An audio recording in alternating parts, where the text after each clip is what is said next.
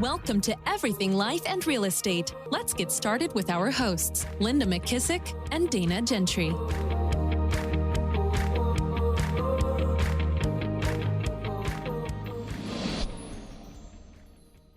Hi, everyone. Welcome to Everything Life and Real Estate. I'm Linda McKissick. And I'm Dana Gentry. And Dana, I'm super excited. We're in San Diego with one of my dearest friends, Bev Steiner. And you and I have really always looked up to Bev as a great woman leader that has trailed the path for all of us. And so I'm super excited for us to talk to her today. Can't believe we haven't had Bev on yet. What were we thinking? I don't know. Save me for last. That's the best. Oh, well, Best we're for never last. last. So you're somewhere in the middle. Save me for middle. So cool story, though. I invited Bev Steiner and Monica Reynolds to come to the beach house while Jimmy was fishing. And we literally, honestly, within a few hours had masterminded so much cool stuff. It was like, man, this is scary. And then I left for a little while, and then I called and they said, well, we've got this whole plan. I'm like, wait a minute, what about me? And they said, we penciled you in. Penciled me in. Anyway, it's been fun. I can't wait to hear what y'all came up with. I'll have FOMO. Yeah. And, I was thinking one of the topics you and I need to talk about, because I don't think women do this enough, is women collaborating together. Men do a great job of it. Women don't do that well at it. So we'll talk about that another episode. So Bev, we're glad you're here. And we always like to start our episode with this. You were born and then what happened? Cliff Note version, of course. Wow. Okay. So I was born to a realtor. My mom was a realtor before me. So you're second generation. Second generation. I'm a kid of a realtor. So I always warn parents who have kids, because as a kid of a realtor, my mom didn't have any balance. It was all about, I've got to make hay when the sun shines, and we'd be ready to go someplace. And my mom would call, gosh, there's a client in town, and all of that. And so we were very disappointed as a kid, and which is why I didn't want to be in real estate, because I thought, you know what, I don't want to work like that. And I don't want to disappoint my kids. And so when I go out and teach, a lot of times I tell that story because I go, don't be that realtor. Make sure you have a life and your kids are important, and they need to feel important, because we felt second. Yeah. So I'm sure that made you think, I'm never going into real estate. I don't care. Sure. I don't care how much money we make. That's what I said. And then I went and worked at a clothing store for a little while, and I looked great because I got 30% off on everything. Of course, no money, no paycheck. So I had no paycheck. And at one point I got tired of that. And so I went back to my mom, and she said, why don't you get your real estate license just in case? And I'm not going into real estate. And she goes, just in case. So I went through the process, and then I realized, well, I might as well go work somewhere where there's some money. But I went, you know what, I'll do new home sales because that's more structured. And so I did new home sales for 3 years. My mom connected me to someone she knew, great company. And at the end of that 3 years, right now I'm in my 20s, right? At the end of that 3 years, I realized I have to sit on this subdivision every weekend, and my friends are all at the beach, and that's not fun either. So I went back and got into resales with my mom, and thought I would do it until I figured out what I really wanted to do.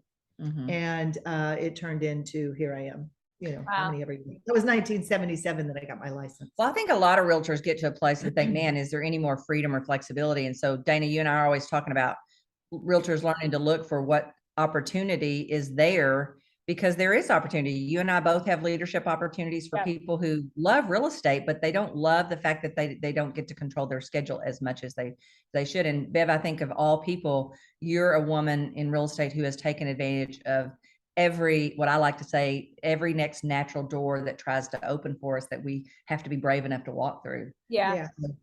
I feel really walk us through that, Bev. What was that? Sorry. Walk us through that, because so how did you move from selling it into leadership, or when was that? I was selling for like 24 years before I found Keller Williams sort of on my own. And it was through a friend of mine who said, hey, you should come to this thing in Vancouver, Canada. And there's this guy teaching named Gary Keller. And I'm like, I don't know who that is. And I said, are you going to sell me something? And he said, no, you'll learn a lot about life balance. This class is called Quantum Leap. Oh, so cool. I got there, and Gary was teaching, if you can believe it, to 25 people in the room. Oh my gosh. And about half of us were guests. And I really, by noon, it was a 2-day class. And by noon, the first day, I went, okay, who is this company? Because I had already started looking. I was interviewing other companies. I was at my own little mega team, and I decided I want to be part of something. And I didn't like all the stories that I saw. Great people, but I just didn't feel like they were going to give me anything, the other companies that really benefited. So I got to Gary's crew, and then I went, all right, I like how he thinks about wealth building. I like about his teaching about leverage and building teams. And my whole thing at the moment was building teams. So they connected me, and I looked at it for a long time. And, there's a really great story that I will tell you that happened. So Northern California and Hawaii region wasn't yet, it was just being approved. So Mike Brody and I got in touch with each other. I wouldn't pull the trigger because I kept saying, well, what should I do? What should I do for the company? And everybody kept saying, well, you just need to get in there and you need to figure it out. And I kept waiting. Well, I don't know. So at one point I had the opportunity to meet an office of 45 agents. It was a small independent in town. And I knew them sort of. And I thought, well, maybe they'll do Keller Williams and then I could join it. So I took them to dinner, the owners of it, and said, if you guys would do Keller Williams, then I could join the company. And I said, I'll teach for you for free and I'll help you recruit for free. I just want to be able to join Keller Williams, and there is none. So they said, well, yeah, we want to look at it. And they were looking at some other company, which by the way, doesn't even exist anymore. And we got, at that time, it was Scott Agnew talked to them. And I was kind of waiting, kind of excited, thinking, oh, I'm going to join Keller Williams. And he came back and he said, well, there's some good news and there's some bad news. Always good news and some bad news. So I said, well, okay, tell me. And he said, they want to do Keller Williams. In fact, they started cutting up the map. Now, remember, they have 45 agents. So they're cutting up the map and doing everything. And they want to do Keller Williams. But the bad news is they don't want you.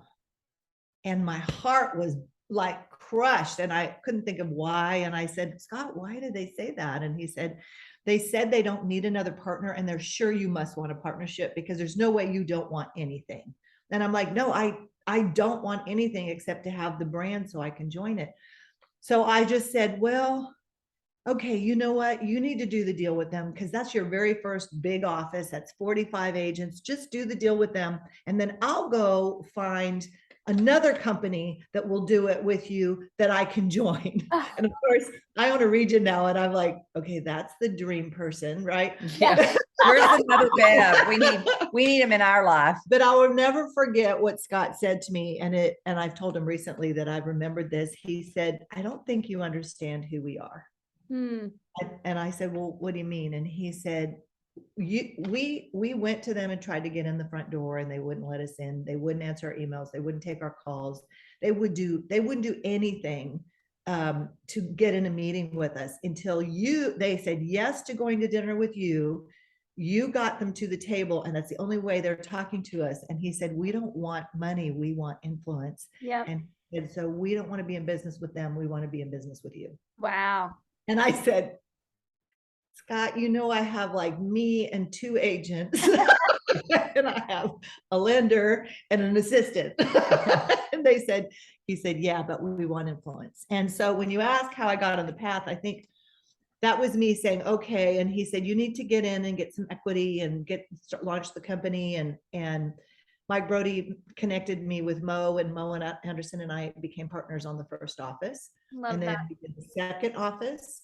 And I started as a team leader in those. And of course I was the team leader, but I was also the launcher because I had no partners that were local. So I launched the offices, and then she said, just tell me when you're ready to be the OP. And I got them to a certain point, and then I said, okay, I'll be the OP now. And then at one point she had asked me, because I came with the idea I wanted to be the regional director. And there's a funny story about that too. I told Mike Brody and his team, I want to be the regional director. And they said, well, we kind of have somebody that we're really in conversation with about that. And I said, okay. And so I met this person at Mega Camp. And I remember I walked up to him and they introduced me to him. And I said, hi, how are you? I'm Bev Steiner. And he told me his name. He's not with us anymore. And I shook his hand and I turned around and told my friend, not a contender. He's not going to stay in the role. I'll be the regional director eventually. Okay, I want to make some points here because Yeah. I really think from realtors do this. I think you have to understand not all leaders understand they want to be leaders. Yep. In other words, she didn't immediately see the opportunity and say, oh yeah, I want to be the leader of all of it. She was willing to just join. Yeah. And I think most people either do one of two things. They're not willing to join something if they can't be the person or the leader. And, I tell people all the time, get in, figure out what role you think fits you the best. And a lot of people don't want to do that. They want an offer or an opportunity before you So even, true. they understand who you are. And that tells me a lot about a person, because we're trying to give them a chance to make sure who we are first too. And then the second thing is, those crazy people missed out on a great multiplier because they were too greedy. Well, they were afraid. They- I didn't even want anything, Yeah.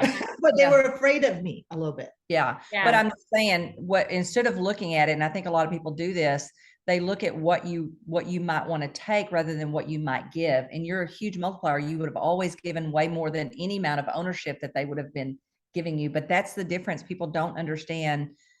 Sometimes it is not money you need. It's influence or Yep. multipliers or wealth determiners or territory takers, way more than you need it's more of the money. Well, and the way I always feel, and I talk to my people about this when I'm looking at leadership, I always say, I'll roll the dice on me every time. Yeah. You can't outwork me. Yeah. And I will, if I'm passionate about something, I'm going all in, and I don't need to know what the path is. I know I'll earn it. And if Yeah. I don't do it with you, I'll earn it with somebody else. Right. Yeah, I So totally agree. I'll roll the dice on me. And so when I have people sitting in front of me and they say, well, I'm only coming to Keller Williams if I get a job. Yeah. But if I don't get a job, I'm not staying at yeah. XYZ Realty. Then I just go, well, then you're not willing to roll the dice on you. And Yeah. I can't put you in front of people if you don't believe it enough that you would be here no matter what. Yeah. And this could be, we're talking Keller Williams because we're all in it, but it could be any company that For sure. somebody's looking at or thinking about. I mean, it doesn't have Well, to and be. even for Oh. teams too. I mean, sometimes I think people are bringing people onto their teams and they want to come on and just lead and run the whole team day one and not, go through the process. And I love that. I always get irritated when I'm talking to other agents and they want the farm before they go through the process. I was raised that you earn the right to all your opportunities. Yeah. And so I think that's something that we talk about also. And I just feel like, who am I to walk in? I mean, even when I walked in and said, I want to be the regional director, well, I knew I'd be good at it. And I did eventually become the regional director a year later and actually multiplied that region really well. But I'm fine with earning the right and showing you who I am, because that's me rolling the dice on me. And I know I will do that. And I know I know that I can go to a place where you'll go, okay, I want her to be in my world. Yeah. Love that. Yeah. And not at the demise of the person I'm working for and not over them. I like the team. So I like the idea of, let's do this together and let's multiply together. So if you win, I win. So if I can find ways for you to win, then I'm happy to keep winning. Yeah. Do you feel like, Bev, it always has been, like Linda said, the next natural door has opened? Yes. Yeah. In fact, sometimes before I'm ready, it'll open and then I'll go, oh gosh, I need to think about this. Do you hear my head flowing back there? This phone is ringing. It's like a jingling sound. Yeah. Yeah. I've always felt like the door opens, and I've never really had to be one of those that bangs on the door. Yeah. I've actually kind of felt like, because of my work ethic is really strong, I've got several doors to look at. I also am very loyal. Yeah. So whoever I'm with, I want to go with them or take them with me. Yeah. It's just my thing. And I think that creates safety with the people I'm in my world, because then they're not afraid that, oh, she just wants to use me as a stepping stone. I'm like, no, let's do this together. So I'll figure out some things and you figure out some things and let's go together. Yeah. And I love that. there's not enough of that. And that's just how I like to work. It just feels good to me. Yeah, I agree. I totally agree. So then I have a selfish question. Linda and I ask questions sometimes that just we want to know the answer to. A lot of times we do that. A lot of times we do that when we have guests. So what do you ever get burnout, and how do you push through it? Yeah, sure. So what happens with me is I get my schedule too packed. Yeah. And I'm a driver personality, so I don't get energy from back-to-back people. Yeah. So I have to pull away. I write a lot. That helps me a lot. And I just have to spend time on my own. And it might feel weird to people. And I tell the people I'm in a relationship with, don't take it personal if I need to be on my own. I just have to recharge that way, reading or writing or just, I'm very prayerful. So spiritual study or prayers or kind of reconnecting to my creator, who I'm like, what am I doing? What I should be doing? All those things get me going, but I do have to be alone a little bit. Yeah. I do the same thing. I always say I go under, but I come back up. Yeah. Yeah. I got a reprieve. I got to just step away from everything a little bit. And I Yeah. used to get worried when I would have spells of where I didn't feel like reading any books or Yeah. anything, and that would scare me. But the truth is, it doesn't last very long. No. Yeah. You know, and that's another reason why I love getting with other high-minded, successful entrepreneurs, is because that stimulates me to get my juices going again also. Yeah.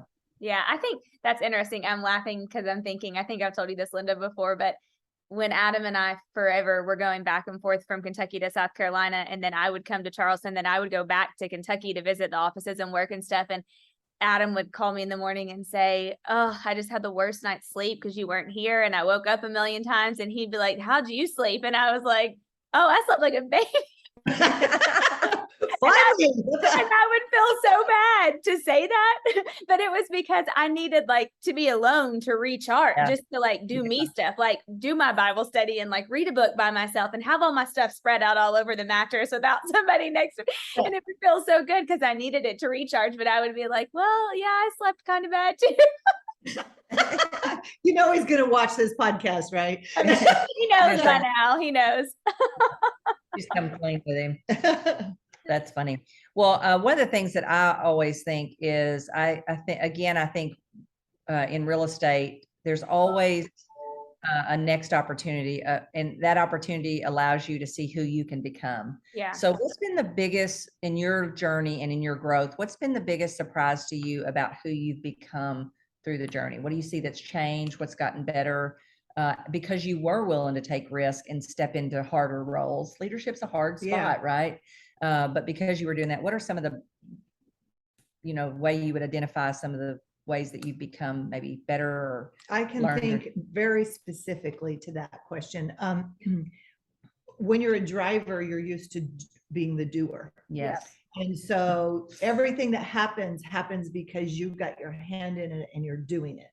And the very first time I needed to replace myself as the team leader to move to my next opportunity, that was the role. I had to replace myself, and it took me a long time to find somebody. Yeah. And I still remember Mo Anderson saying, "Darling, you don't get to go to your next level of opportunity until you learn to work through other people." Yeah. And so as a leader or as an agent who's trying to run a team or in any industry, what happens is when you're a driver, you kind of think you've got to do it all. You drive to distraction, like you're going to make it happen. But if you decide to keep that, you never get to grow bigger. Yeah. And so the lesson that I've learned all these years is how to find other great people, work through them, inspire them, teach them, and then give them space so they can grow, so that they can eventually take it away from me and be better than me. And that's not a negative, it's a positive, but to let go at the point where you need to let go so they can run it. Yeah. And when I learned to do that, my world got really big because I was able to do that over and over and over. So now I have 3 market centers, and those run essentially without me. We're still involved from a systems standpoint. 3 market centers in 2 regions and rental properties. And I'm working on a couple other businesses right now. I couldn't do that if I would not have learned from the company we're in to work really well through the right people. Yeah. And empower them and leverage. I love that. That's great. I think Linda paid you to say that today to me. But I did not. Unprompted. But I'm telling you, God might have given me that question because I don't know where it came from. So I'm just saying the right answer. I don't know. It's so true, because I have always struggled with that too, Bev. And like right now, finally, I have one office that's like rolling, and it's because I have the right person, and she'll do it just as hard as I'll do it. And when you don't have those people, it's like, man, it's so easy to step back in and dip back in and dip back in, because I'm like you, all 3 of us are the same, like no one's going to work harder than I'm going to work. So it's hard to find that, but I agree with that. And I think even a lot of agents that are running their teams that are listening, that should resonate with them too, because it can be difficult. I was talking about that yesterday in the agent financials class that I was teaching, and we did get on leverage. And I had a few of the agents say to me, well, how do you find the right people? And I said, I don't think they're 50% of the population. I think they're like 5 or 10% of the population. Max. But here's Max. But here's what I know. When I was young, I was waiting for someone to give me a shot. And I told them the story of how I interviewed and I could not get anyone to give me a job because I didn't have experience. And so I finally got very passionate about somebody's got to give me a chance. And if someone will give me a chance, they will never be sorry. And that's when I got the job, when I got passionate about it. So we have to find people out there who are saying, see me, find me, and develop me because I'm your person. Yeah. They exist. We have to talk to a lot of people before we find them. They're not the give me a paycheck and I'm going to yawn through my job for 5 hours and then I'm out of here as soon as I could be out of here. They're not that person. They're a different person. And that's the one that says, I just need a shot. And if we find those people, those are the ones that together we can build together. Well, and I want to make a point there because I've said this before to the Leadership Academy, and this was an aha to me one day, is because I think we kept getting frustrating saying, man, where are the people that want an opportunity? Where are the people that are looking for the next opportunity? And it dawned on me one day, you know what? I did not go up to Gary Keller and say, I am dying to own an office. I am dying to leave my family once a week and go build Ohio Valley, where I don't even know where Ohio is. You know, I didn't do that. What I did is I showed him through my work ethic and through my accomplishments that I might be the person that could do a next opportunity, right? So I think we have to be careful. I don't know. I mean, did you outwardly say that to people, or did you just show them through your work ethic? I actually had to say it because I couldn't get a job. Well, I wish I could find some of those that would just say it. Yeah. But that you might have a few, because to be honest with you, even you in the beginning, Bev, it's not like you knew when that opportunity came along in Northern Cal that you wanted to be the leader of all of it. You know what I'm saying? So I think we have to be careful and pay attention to those people who aren't leaving at 5 o'clock and who are going the extra mile. Yep. And knock on their door about the next opportunity. Because when I really thought about what I was trying to do to find people in my world to do the next opportunity, it was total opposite of how Gary did it with me or how I saw him do it. Mm-hmm. So I think it can go both ways. I wish they all just kind of had a big red sign on and said, I'm your person. Yeah. I am your person. I'm going to drag you to the finish line with me. Yeah. Well, I did this whole, Bev, you would love this book if you haven't read it. I'm trying to grab it out of my backpack, but nope, that's not it. Where is it? This whole book from Craig Groeschel for years, how churches and leaders get it and keep it. But now he just came out with his new one, Lead Like It Matters, but it's all about finding people who have it. And they're 1%ers. Well, which exactly leads me back to your problem, Dana. And I've said this to you, You have the it, and Bev, you do too. So you could have let that it be a hindrance, because it's hard to find people with the it, that charisma and that, show up in a room and people are going to pay attention. Now you got to go find people that can do that better than you. And that gets even harder, because if they can't do that, they keep coming back to Dana, or they keep coming back to you. Yeah. So that's, that is hard. That it factor is a 1%er now. Yeah. Now we're talking about a 1%er, not just a 5 or 10. We're talking about a 1, but you can't be a 1%er and then put a 10%er in there and expect people to follow the person. They're not keep swinging back to you, and you're going to keep keeping your jobs. Yeah. I recently heard John Maxwell say, oh, Linda, you weren't on that yesterday, but it was really good. You should watch the recording, the Exchange Mastermind, like John was the guest yesterday.